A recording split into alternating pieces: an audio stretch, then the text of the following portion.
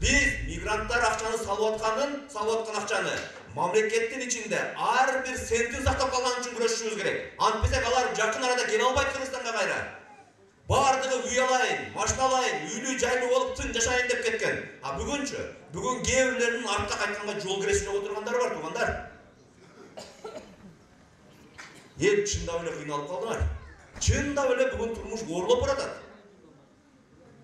Ошондуктан, туугандарым, мына алдыңарда отурган балдар бар жокту башынан, жигиттер, азаматтар, бардыгы башынан көп сыноо өткөргөн. Турмуштун тепкисин, сабоосун жеп сабак алган балдар чогулду. Бүгүн туура парламентке бардыгы барганга укуктуу, барыш керек.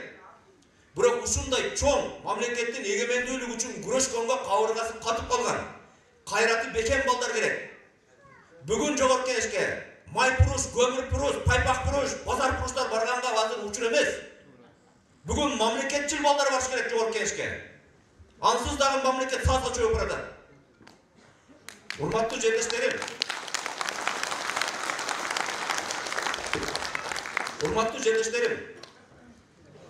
жылдан жылга жогорку кеңештин сапаты түшүп баратат. Жылдан жылга эл калыс болсо, эл бийликтин адилетсиздигине калыс айбат бере алса, өлкө үчүн башын саям деген балдар чектен чыгат.